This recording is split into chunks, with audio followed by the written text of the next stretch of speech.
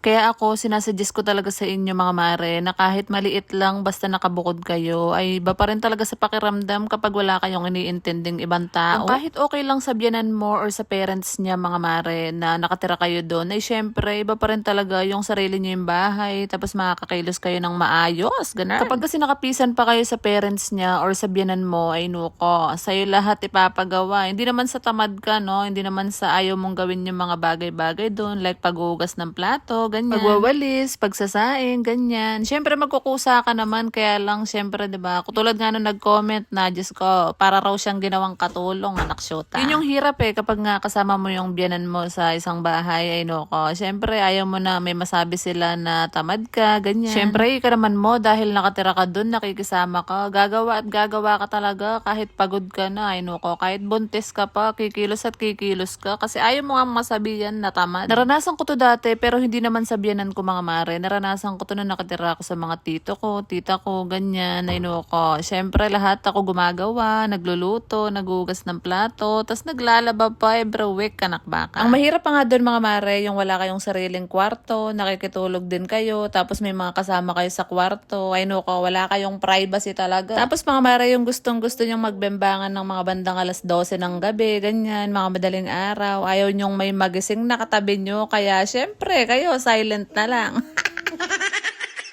Inuko, danas na danas namin yan mga mare, kaya nga gumawa talaga kami ng way para nga makabukod dahil para sa peace of mind na rin naming mag-asawa. Iba pa rin talaga yung nakabukod mga mare dahil syempre bukod sa peace of mind, makakapag-desisyon kayo para sa sarili nyo, sa mga sweldo nyo, sa mga binabudget nyo, ganyan. At syempre makakapagbembangan na kayo anytime, anywhere sa loob ng bahay nyo mga mare na wala na kayong iniintindi or makakakita or makakarinig pa sa inyo, anak syota.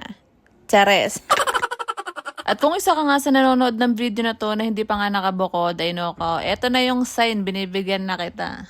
Napakasarap talagang bumukod mga mare. Ako na talaga yung nagsasabi sa inyo dahil naranasan ko talaga yung hirap. Dumaan ako sa lusak. Tapos ngayon, syempre, iba pa rin talaga yung pakiramdam na nakabukod. Kaya nga, bumukod na kayo. Ano pang ginagawa nyo, anak syota? At kung umabot ka nga hanggang sa dulo ng video na to, wag mo kalimutan mag-like, share, and follow. Salamat sa panonood!